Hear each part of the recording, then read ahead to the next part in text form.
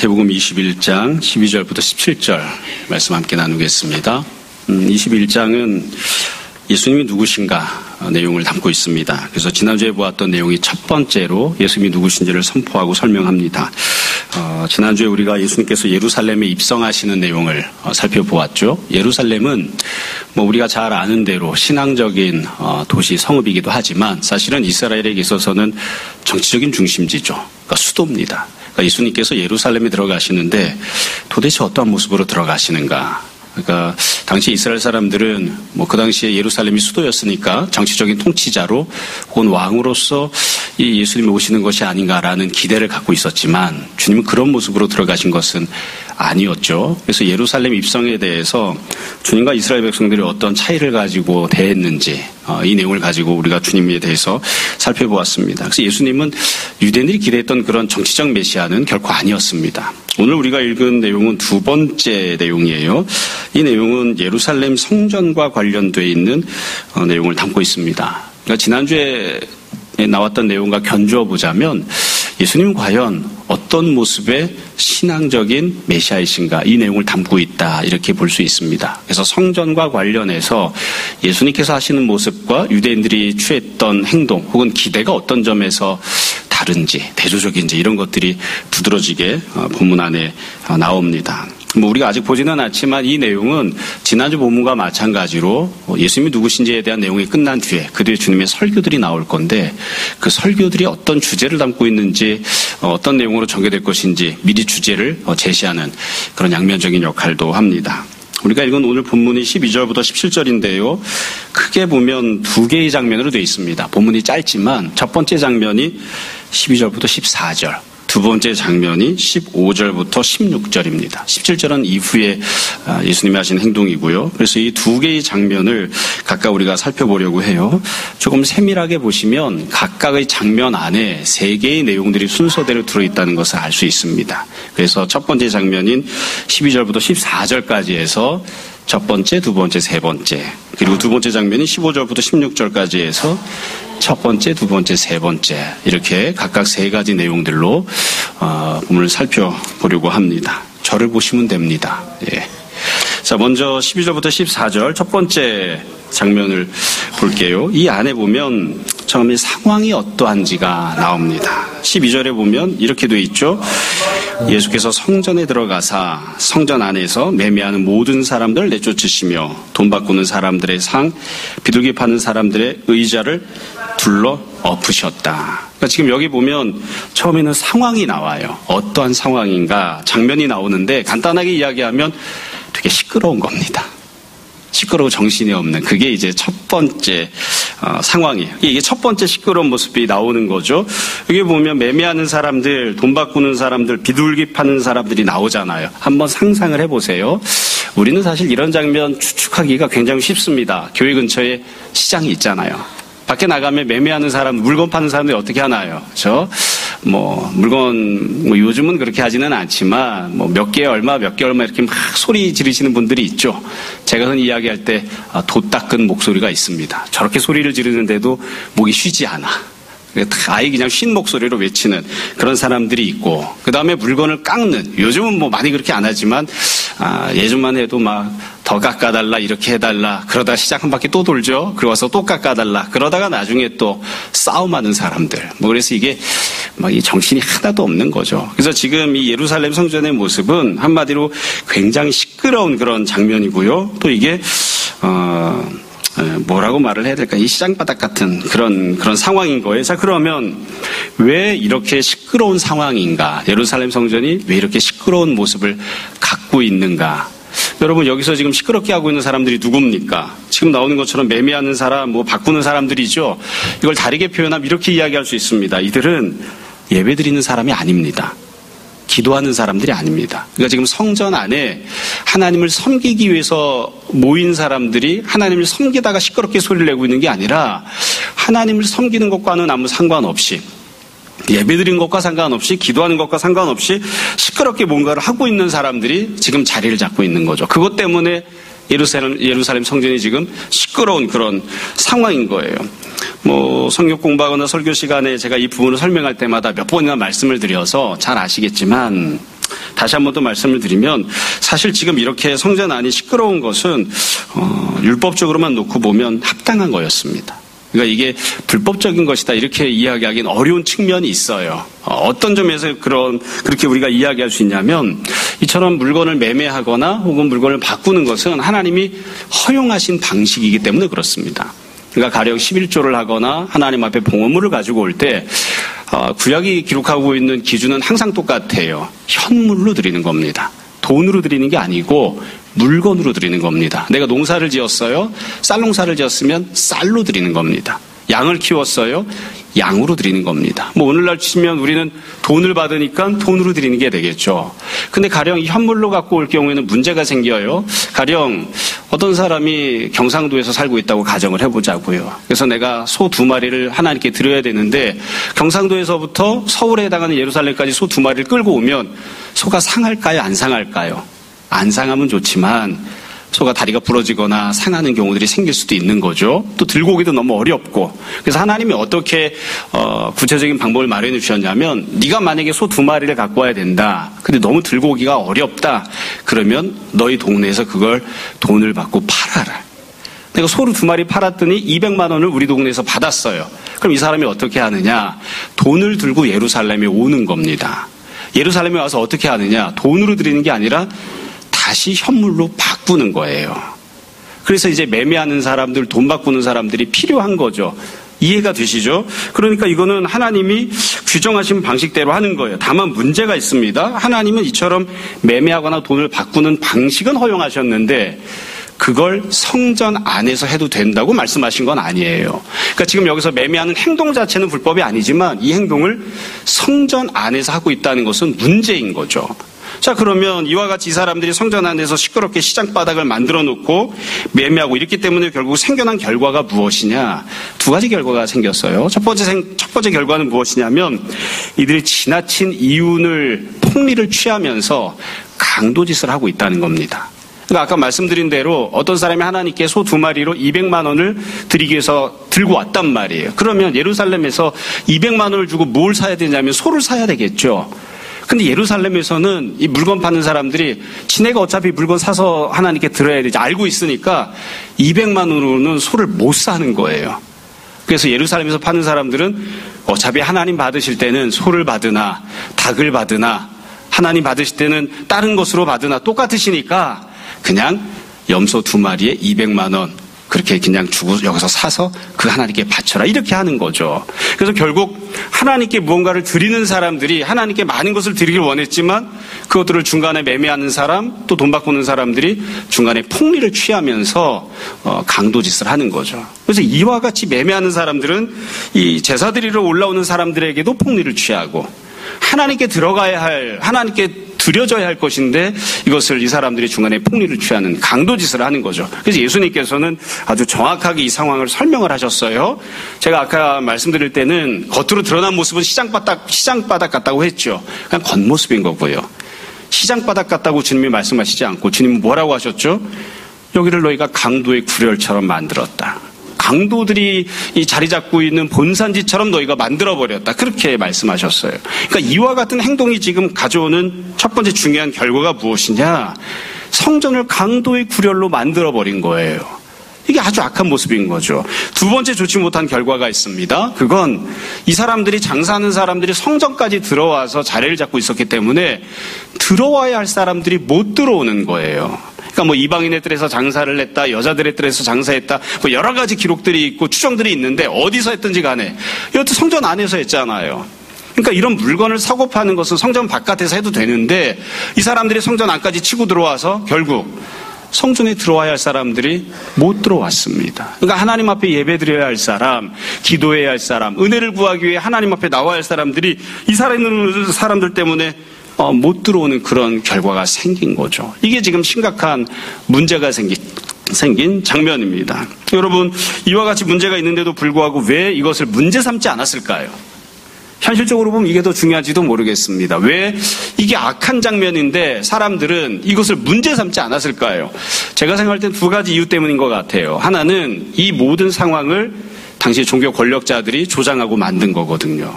그러니까 여기서 물건을 매매하는 사람, 돈 바꾸는 사람들이 어떻게 성전 안에 들어올 수 있었느냐? 자리세를 냈습니다. 자리세를 누가 걷어갔을까요? 종교 권력자들이 걷어갔어요. 그래서 다른 복음서를 보면 예수님이 성전 청결 사건을 행하셨을 때 여기서 매매하던 사람들이 주님을 잡아 죽이려고 한 게 아니라 종교 권력자들이 예수님을 잡아 죽이려고 해요. 자기들의 수입원이 사라지게 생겼으니까 그렇게 행동하는 거죠. 그러니까 이걸 고치기 어려운 이유는 권력을 갖고 있는 사람들이 뒷배 역할을 하고 있기 때문에 고치기가 어려운 거예요. 두 번째는 이게 하루아침에 생긴 현상이 아닙니다. 하루 이틀 한 게 아니에요. 1년, 2년 한 게 아니라 아버지 때도 이랬고 할아버지 때도 이랬고 오랫동안 계속되어 온 관습이에요. 그러니까 오랫동안 이 관습적으로 이 행동을 해왔기 때문에 아니 너는 무슨 통뼈라고 그걸 바꾼다고 그래. 이래서 그냥 살던 대로 살자. 하던 대로 하자. 이런 흐름이 있는 거죠. 그래서 이게 참 바꾸기가 어려운 겁니다. 간단하죠. 논리적으로만 놓고 보자면 이 상황을 고치고 개선하려면 바꾸려면 어떻게 해야 될까요?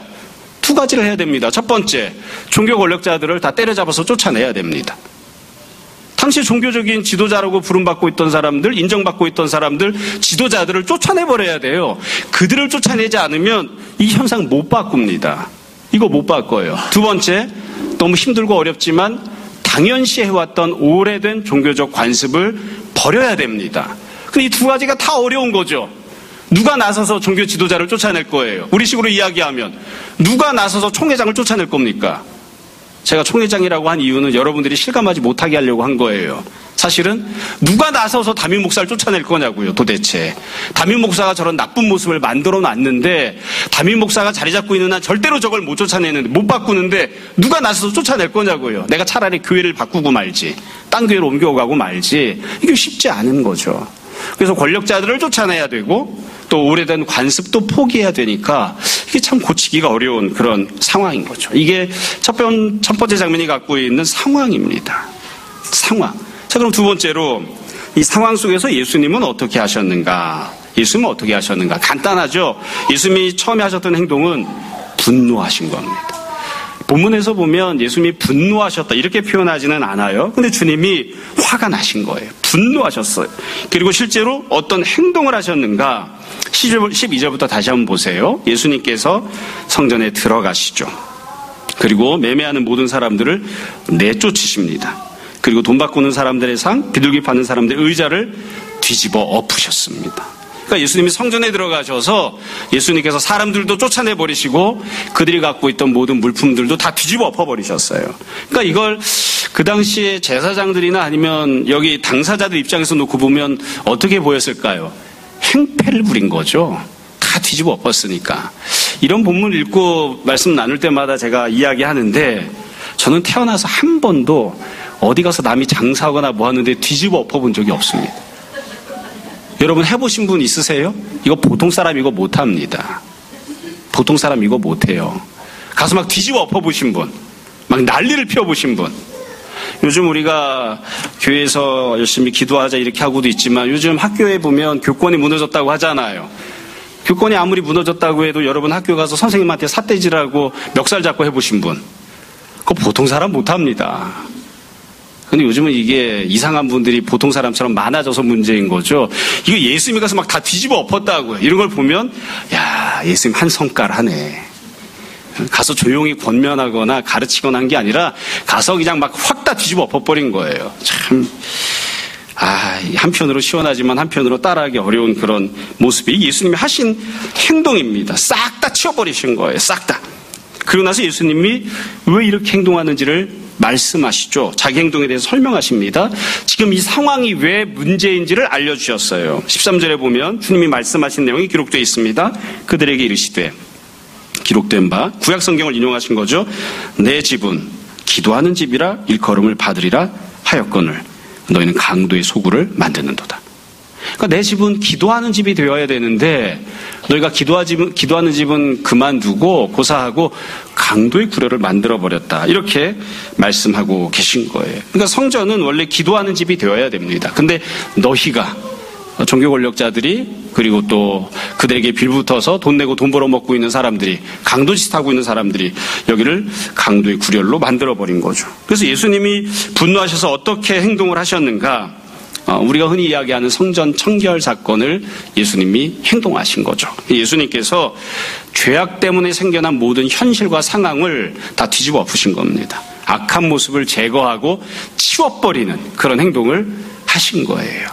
사실 매듭이 복잡하게 이렇게 막 꼬여있을 때는 매듭을 푸는 것보다는 그냥 칼 가지고 와서 그냥 확 잘라버리는 게 제일 간단하죠. 잘라버리는 게 문제를 해결하지 풀으려고 하면 잘 안 풀리는 때들이 많거든요. 주님께서 그냥 성전을 정결하게 악한 모든 것들을 뒤집어 엎어서 쫓아내버리시는 그런 행동을 하신 거예요. 간단해요. 지금처럼 신앙생활 하지 마라. 지금처럼 하나님의 성전이 더럽혀져 있는 것 그대로 방치하지 마라. 이렇게 하시는 거예요. 예수님께서 굉장히 적극적으로 행동하셨죠. 말로 해서 안 듣기 때문입니다. 말로 했을 때 다 고쳐지고 수정이 된다면 얼마나 좋겠어요. 참 그래서 이게 참 고민스러운 부분인데 어떤 분들은 그런 이야기 하거든요. 주님께서 대제사장을 찾아가서 토론하고 그리고 좀 좋은 정답이 무엇인지를 함께 합의를 해서 도출을 해서 그렇게 시행했으면 얼마나 좋았을까. 그게 되면 무슨 걱정이겠어요. 지금 예수님께서 금방 이렇게 화를 내서 하신 것만이 아니라 지금 수천 년을 기다리신 거예요. 수천 년 동안 기회를 줬는데도 안 되니까 그냥 다 뒤집어 엎고 그냥 끝내버리신 거죠. 이게 두 번째 예수님이 분노하신 장면입니다. 더 중요한 내용이 세 번째 그 뒷부분에 나옵니다. 예수님이 이렇게 분노하신 이후에 어떤 후속 조치를 취하셨는가 그 내용이 14절에 나옵니다. 14절을 보시면 이렇게 되어 있습니다. 맹인과 저는 자들이 성전에서 예수께 나오매 주님께서 고쳐주셨다. 이게 세 번째 내용이에요. 제가 처음에 말씀드렸지만 첫 장면 12절부터 14절이 내용이 세 가지가 들어있다고 말씀드렸죠. 첫 번째는 상황, 두 번째는 분노, 세 번째는 예수님이 어떤 후속 조치를 취하셨는가. 정말로 예수님이 하시고 싶은 건 14절입니다. 다 뒤집어 엎는 것도 물론 주님이 하시는 행동이지만 정말 예수님이 하시려고 했던 건 14절인데 14절을 잘 보세요. 여기 보면 어떤 사람들이 등장하나요?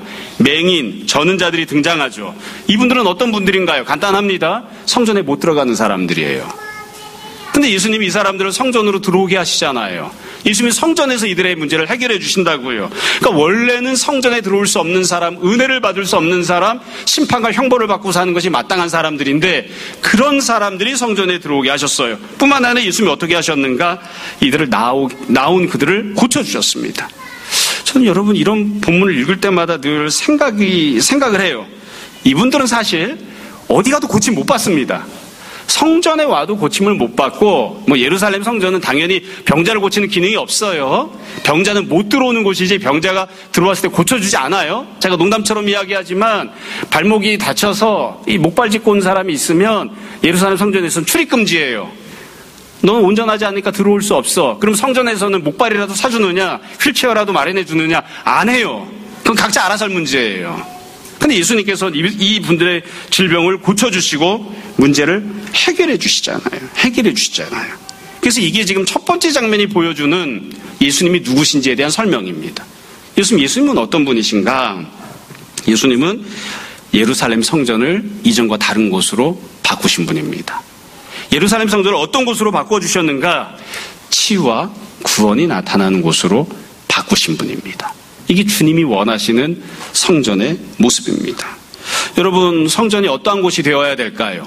어찌 보면 지금부터 하는 이야기는 우리가 잘 알고 있는 내용이면서도 사실은 쉽게 받아들이지 못하는 그런 경우들이 있어요. 여러분, 성전은 어떤 곳이 되어야 됩니까? 간단합니다. 예수님께서 평상시에 하시던 모든 은혜의 행동들이 구현되고 성취되고 실현되는 곳이 성전이 돼야 돼요. 그게 당연한 것 아니겠습니까? 성전은 우리가 은혜 받으러 나오는 곳이잖아요. 하나님께 은혜를 받으러 나온 곳이잖아요. 그래서 하나님께서 원래 약속하신 건 죄를 용서해 주시겠다는 약속만 하셨죠. 그러니까 죄만 용서받으면 되느냐? 아니에요. 왜냐하면 예수님이 이 땅에 오셨죠. 뭐하고 다니셨죠? 병자를 고치셨잖아요. 그게 하나님이 베푸신 은혜입니다. 예수님께서 귀신을 쫓아내셨잖아요. 그게 하나님 베푸신 은혜예요. 예수님께서 죽은 자를 살아나게 하셨죠. 그게 하나님 베푸신 은혜입니다. 그렇기 때문에 성전에서는 병자가 고침받는 일이 마땅히 일어나야죠. 성전에서는 귀신 들린 자가 귀신에게서 자유함을 얻는 일이 마땅히 일어나야죠. 죽은 자가 살아나는 일이 당연히 일어나야 되는 거예요. 그게 일어나지 않는 것이 비정상인 것이고 그 일이 일어나는 것이 당연한 것입니다. 성전은 어떤 곳이 되어야 하나요? 예수님이 하셨던 모든 사역이 성전에서 그대로 나타나야 돼요. 근데 그게 안 되었기 때문에 성전이 모자란 곳이고 비정상적인 곳입니다. 또한 성전은 어떤 곳이 되어야 하나요? 간단합니다. 이 내용이 어찌 보면 이 본문의 핵심 주제이기도 한데 성전은 천국처럼 되어야 됩니다. 이 땅에서 천국을 누릴 수 있는 은혜의 통로가 천국이 될 수 있는 곳이 바로 성전이 되어야 되는 거예요. 천국이 어떤 곳입니까? 여러 가지 이야기하지만 모두가 다 알고 있는 게 있어요. 천국은 눈물이 없는 곳, 슬픔이 없는 곳, 질병이 없는 곳, 사망이 없는 곳, 죄악이 없는 곳이죠. 그러니까 천국이 그러한 곳이니까 성전은 어떤 곳이 되어야 되느냐? 눈물 흘리는 자의 눈물을 씻어주는 곳, 질병 걸려서 고통당하는 자가 질병으로부터 자유함을 얻는 곳, 회복과 치유를 얻는 곳, 그게 성전이 되어야 되는 것입니다. 아마 모르겠어요. 제가 하나님 속에 들어가 본 건 아니니까 감히 이렇게 이야기하는 게 뭐하긴 하지만 만약 질병을 고치는 것이 이게 일상적으로 일어날 수 있는 은혜라면 이게 사실 그렇진 않잖아요. 질병에서 고침받는 건 기적이지 일상적으로 일어나는 건 아니잖아요. 근데 만약 하나님께서 원하셔서 질병을 고침받는 걸 일상적으로 행해 주신다면 하나님 그렇게 말씀하셨을 거예요. 성전에 와서 제사 드리고 죄사함만 받지 말고 병든 자들도 다 성전에 와서 이 질병의 고침을 받으라. 그렇게 말씀하셨을 거예요. 그게 하나님이 원하시는 겁니다. 하나님이 원하시는 거예요. 예수님이 그 모든 것들을 구현하시는 거죠. 실현하시는 겁니다. 다시 말씀드립니다. 몇 번이나 강조해서 반복해서 말씀드리는 거예요. 원래 하나님은 천지를 창조하셨을 때 질병이 없었습니다. 질병은 왜 생긴 거죠? 죄 때문에 생긴 겁니다. 그래서 하나님은 죄를 용서하기 원하시고 죄 때문에 생겨난 모든 심판과 형벌로부터도 건짐과 구원받기를 원하십니다. 그게 하나님이 원하시는 거예요. 그래서 성전의 원래 기능은 1번 죄를 용서하는 곳이고 2번 죄 때문에 생긴 모든 심판과 형벌로부터 자유함을 얻게끔 하는 것이 성전이 원래 가져야 되는 기능이에요. 근데 하나님께서 안타깝게도 죄를 용서하시는 은혜는 항상 베푸시지만 심판과 형벌로부터 건진받는 건 항상 베푸시는 게 아니었기 때문에 성전에 오면 질병 고침받는다고 약속하지 않으신 것뿐이에요. 근데 예수님께서 그 일들을 지금 행하시는 거죠. 성전이 어떤 곳이 되게 만드셨는가?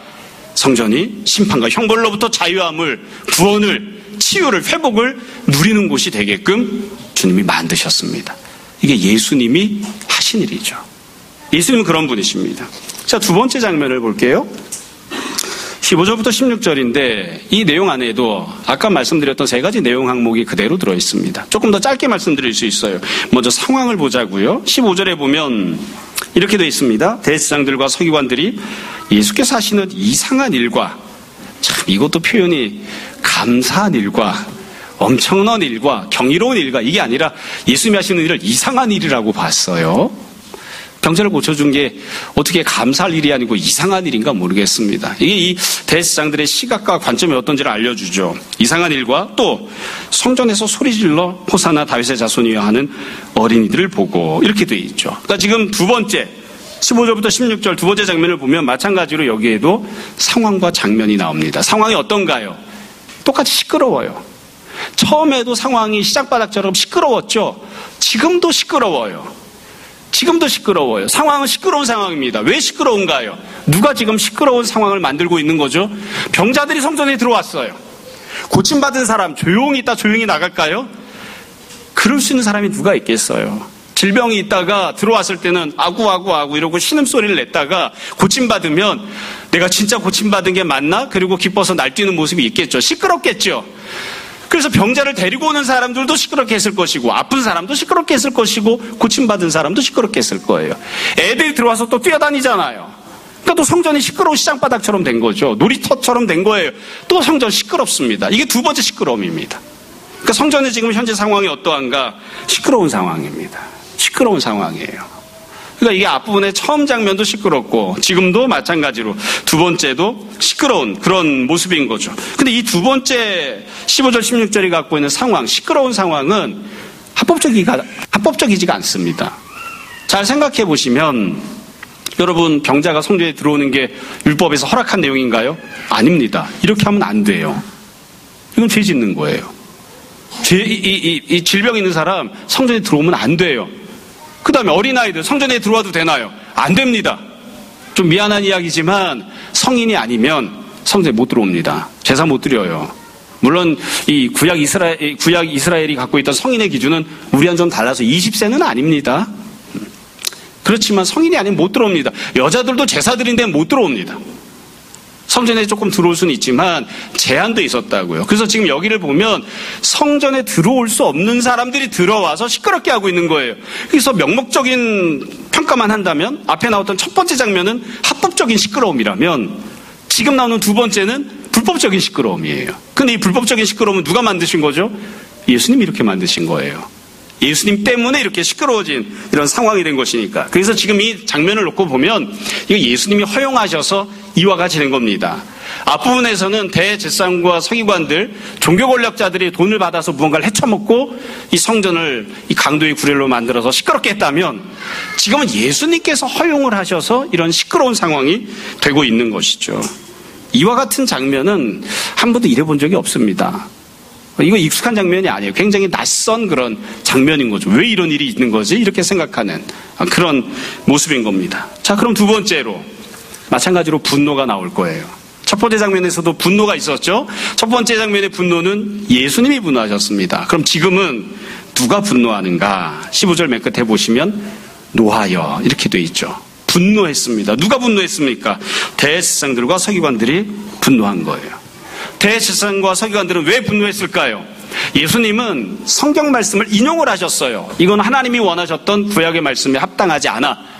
내 집은 기도하는 집이 되어야 되는데 너희가 이처럼 만들어버렸다. 이건 하나님 뜻에 합당하지 않아. 하나님이 원하시는 모습이 아니다. 이렇게 설명을 하셨는데 여기 나오는 종교 권력자들은 분노는 했지만 왜 분노하고 있는지를 설명하진 않습니다. 여도 화딱지가 나는 거예요. 일단은 솔직히 현실적으로 생각하면 돈 세아리는 걸 기준으로 보자면 자기한테 들어오던 수입이 없어졌잖아요. 그러니까 화딱지가 났을 테고 또 성전은 조금 조용한 곳이 되어야 되는데 정숙한 곳이 되어야 되는데 누구든지 들어오면 은혜가 있는 그런 곳이 되어야 되는데 성전에 무슨 애들 놀이터도 아니고 이게 뭐 하는 거야 이러니까 화딱지가 난 거죠. 어떤 이 종교 권력자들이 분노합니다. 분노해요. 명확하게 이게 왜 하나님 뜻에 합당하지 않은지 설명하지는 못하지만 분노가 돼서 이제 화딱지를 내고 있는 거죠. 그래서 어떻게 했는가? 예수님께 항의를 합니다. 16절 예수님께 말을 합니다. 그들이 하는 말을 듣느냐? 그들이 하는 말을 듣느냐? 왜 예수님께 이 말을 했을까요? 이 모든 것들이 다 예수님 때문에 생긴 문제이기 때문에 그렇습니다. 우리는 이게 은혜스러운 장면이라고 생각을 하지만 당시 종교 권력자들은 예수님이 문제를 일으켰다고 생각하잖아요. 이상한 일을 하고 애들을 성전 안으로 끌어들이고 이 성전을 시장바닥 놀이터처럼 시끄럽게 만들어버린 너 때문에 이런 지경이 된 게 아니냐 하고 예수님께 책임을 추궁하는 거예요.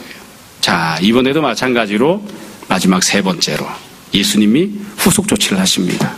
여기 대해서 예수님이 어떻게 하시는가? 주님이 말씀하시는 내용이 나와요. 16절 뒤에 보시면 주님이 대답하십니다. 그렇다.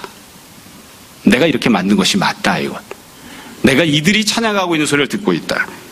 어린아이와 젖먹이들의 입에서 나오는 찬미를 온전하게 하셨나이다 함을 너희가 읽어본 일이 없느냐. 하나님이 이들이 드리는 찬양을 기쁘게 받으신다 이렇게 말씀하신 거예요. 내버려 둬라. 내버려 둬라. 어찌 보면 이건 적극적인 행동은 아닙니다. 어찌 보면 굉장히 소극적으로 허용만 하시는 정도라고 할 수 있어요. 사실 예수님이 적극적으로 하시려고 하면 애들을 다 불러다가 얘들아 앞으로 다 나와. 이제 지금부터 춤추면서 찬양하자. 이렇게 애들에게 찬양할 것을 촉구하시거나 아이들을 불러다가 찬미하게끔 격려하시거나 이렇게 하는 게 조금 더 맞겠죠. 근데 예수님은 그렇게는 안 하세요. 그렇게는 안 하시고 아이들이 뛰어다니면서 찬양하는 것을 허용하시고 내버려 두신다고요. 이게 하나님의 뜻이야.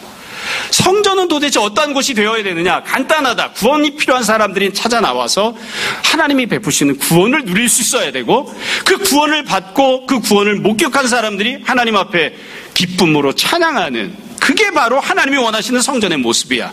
그래서 예수님께서 이와 같은 모습을 허락하시고 만드신 이후에 뭐가 문제인데 이렇게 말씀하시는 겁니다. 어렵지 않죠? 그래서 예수님께서는 성전을 어떠한 곳으로 만드셨는가? 예수님은 성전을 어떠한 곳으로 만드셨는가? 하나님이 기뻐하시는 찬미가 흘러넘치는 곳으로 만드셨습니다. 여러분, 아이들이 뛰어다니고 있는 건 놀이터에서 뛰어다니듯이 지금 뛰어다니고 있는 게 아니에요. 찬양하면서 뛰어다니고 있잖아요. 아이들이 소리를 지르고 있는 건 놀이터에서 시끄럽게 빽빽 소리를 질러대고 있는 게 아니에요. 찬양하면서 소리를 질러대고 있잖아요. 그러니까 이게 하나님이 기뻐하시는 그런 모습이라고 지금 주님께서 말씀하시는 거예요. 그래서 예수님은 도대체 성전을 어떠한 곳으로 앞부분에서는 내 집이 기도하는 집이라고 말씀하셨는데 사람들 데려다가 기도하게 만드신 것이 아니라 기도하는 자들이 응답받게, 구원이 필요한 자들이 구원을 누리게, 은혜가 필요한 자들이 은혜를 받게, 그리고 그 은혜를 받은 자, 구원을 받은 자, 회복과 치유를 누린 자들이 하나님 앞에서 어린아이들로부터 어른들까지 다 소리를 지르며 소리를 높여서 찬미하는 곳이 되게끔 만드셨습니다. 이게 예수님께서 성전을 만드신 모습입니다. 자, 오늘 말씀은 여기까지입니다. 본문 내용 어렵지 않죠? 언젠가 저희 조카애가 그러더라고요. 제 설교를 들었나 봐요. 그래서 우리 외삼촌이 제일 잘하는 말은 어렵지 않죠? 안 어렵죠? 두 개의 장면입니다. 두 개의 장면이 똑같은 내용 순서로 되어 있습니다. 첫 번째는 상황, 두 번째는 분노, 세 번째는 예수님은 어떻게 하셨는가. 그래서 첫 번째 장면에서는 시끄러운 상황 속에서, 죄 때문에 시끄러운 상황 속에서 주님께서 성전이 온전한 역할을 하는 곳, 구원이 넘치는 곳이 되게 하셨습니다. 두 번째 장면에서는 똑같이 또 시끄러운 모습이었죠. 그 시끄러운 모습 속에서 예수님은 어떻게 하셨는가, 그것을 허락하시고 구원받은 자들이 찬미하는 것을 하나님이 기뻐하신다고 인정해 주셨습니다. 여러분, 오늘 본문의 내용을 우리가 그래서 쉽게 정리하면 이렇게 말할 수 있을 것 같아요. 핵심 주제는 이거예요. 예수님은 누구신가요? 예수님은 구원을 베푸시는 분이시고 찬미를 받으시는 분이십니다. 예루살렘 성전은 어떤 곳인가요? 주님께서 주시는 구원이 흘러넘치는 곳이 되어야 하고 주님을 향한 찬미가 흘러넘치는 곳이 되어야 합니다. 근데 불행하게도 그렇게 못된 거죠. 그래서 사람들이 기대했던 예수님의 메시아로서의 역할과 주님이 실제로 주셨던, 또 주님이 실제로 역사하셨던 메시아로서의 직분 감당하는 모습이 조금 달랐습니다. 예수님은 율법을 조금 더 보충하거나 율법을 조금 더 완전한 모습이 되게 하거나 이렇게 역사하신 게 아니에요. 그런 게 아닙니다. 다시 말씀드립니다. 그러므로 누구든지 은혜가 필요한 사람, 구원이 필요한 사람, 질병의 문제이건 정서적인 문제이건 경제의 문제이건 무엇이건 죄 때문에 생겨난 모든 심판과 형벌로부터 자유와 치유와 회복을 누리기 원하는 사람은 성전이 아니라 예수님께 가야 됩니다. 예수님께서 고쳐주실 것이고 예수님께서 회복케 하실 것입니다. 그 일이 성전에서 흘러넘치게 하기를 주님이 원하셨던 것뿐이에요. 그럼 이제 도대체 성전은 어떻게 되는가? 그건 다음 주에 나올 겁니다. 다음 주에 다시 주님이 하십니다. 예수님은 우리를 구원하시는 분이십니다. 예수님은 또한 우리가 마땅히 찬양하고 찬미해야 하는 그런 분이시기도 합니다. 구원받은 자들은 마땅히 입을 열어서 주님 앞에 찬양해야 되는 거예요. 그래서 여러분, 주님께서 정말 주시려고 하는 건 무엇인가? 이 땅에 천국을 주시기를 원하신 거예요. 천국을. 늘 말씀드리잖아요. 누가 물어요. 도대체 교회는 어떠해야 됩니까? 천국 같아야죠. 가정은 어떠해야 됩니까? 천국 같아야죠. 직장은 어떠해야 됩니까? 차마 천국 같아야 된다고 말해야 되는데 이 말이 안 나오네. 직장은 생쪽 같죠. 천국 같아야 됩니다. 천국의 구원이 흘러넘치는 것처럼, 천국의 구원받은 자들이 찬양하며 예수님을 높여드리는 것처럼 그와 같은 모습이 이 교회 안에도 흘러넘쳐야 마땅합니다. 어떤 분들은 거짓말이라고 생각할지도 모르지만 저는 진심으로 그렇게 원합니다. 예배드리면서 질병이 치유받기를 저는 원합니다. 제가 그렇게 해줄 수가 없어서 한탄하는 것뿐이지, 예배는 예배이지 뭐 병고침 받는 곳인가? 그렇게 이야기하면 안 되죠. 예배 시간을 통하여 하나님의 말씀의 진리를 듣고 그 진리를 인하여 자유함들이 흘러넘치는 곳이 되어야 됩니다. 예배는 예배, 치유는 치유, 말씀에 대한 교육은 교육, 이렇게 나눌 문제가 아니에요. 내가 그것을 다 해줄 수가 없어서 우리가 그 가운데서 하나님이 은혜를 주시되 항상 정기적으로 주시는 것만은 아니기 때문에 그래서 우리가 안타까워하는 것뿐이지, 예배를 통하여 우리의 영혼이, 우리의 심령이, 우리의 육체가 자유함을 얻고 회복을 얻고 치유함을 얻는 것, 그게 다 마땅히 우리가 소망해야 하는 것이고 또 주님 앞에 간구해야 되는 것입니다. 그리고 내가 그와 같은 자유함을, 치유를 얻었기 때문에 주님 앞에 기뻐하고 찬양하는 것이 흘러넘치는, 그게 예배가 되어야 되는 것이죠. 그게 교회가 되어야 되는 겁니다. 그게 가정이 되어야 하는 것이죠. 다른 어떤 곳에서는 상처를 받았어도 가정으로 돌아가서는 치유를 누리는, 회복을 누리는, 자유함을 얻는, 그게 가정이 되어야 되는 거죠. 다른 모든 곳에서는 자유스러운데 가정에 돌아가면 상처를 받는다. 가정에 돌아가면 고통스럽다. 이건 말도 안 되는 거죠. 오늘 말씀을 마무리하겠습니다. 여러분, 우리가 주님 앞에 나올 때 어떤 마음으로 나옵니까? 너무나 당연한 것이지만 주님이 구원 베푸실 것을 믿고 소망하는 마음으로 나왔으면 좋겠습니다. 그냥 오래된 관습처럼 주일이 되었으니 예배 시간에 예배를 한번 빼먹으면 마음이 찜찜하잖아. 화장실 갔다가 일 보고 그냥 나온 것 같잖아. 그런 거 말고 주님, 오늘 은혜가 필요합니다. 제 마음에 자유함을 주십시오. 그와 같은 간절한 믿음과 소망을 가지고 주님 앞에 나왔으면 좋겠습니다. 그리고 또한 예배에 나올 때마다 주님, 제가 주님을 찬양하기 원합니다. 젖먹이와 어린아이가 무슨 찬양을 하겠습니까? 제가 가끔 교회에서 이야기하잖아요. 애한테 물어본다고요. 그렇죠? 대답하는지 안 하는지. 호윤아, 이렇게 물어봐요. 호윤이는 대답을 할 수 있지만 안 하는 것이고, 소민아, 지민아 물어본다고요. 애가 어떻게 대답을 하겠어요? 그러나 어린아이들의 찬양을 주님께서 기쁘게 받으신다고 했잖아요. 우리도 주님 앞에 찬양하며 예배드리는 자로 주님 앞에 서야 됩니다. 모쪼록 이와 같은 귀한 은혜들이 우리에게 늘 풍성히 차고 넘쳤으면 좋겠습니다. 우리의 교회가 그런 곳이 되었으면 하고, 우리 가정도 그런 곳이 되었으면 하고, 또 우리 자신도 그런 성도들이 되었으면 합니다. 날마다 구원과 찬양을 주님을 통하여 주님께 받고 올려드리는 귀한 우리 모두가 될 수 있기를 주님 이름으로 축원합니다. 잠시 기도하겠습니다. 오늘 말씀을 정돈해 보십시오. 이 시간 우리 함께 회개와 결단의 기도합시다. 잠시 기도하겠습니다.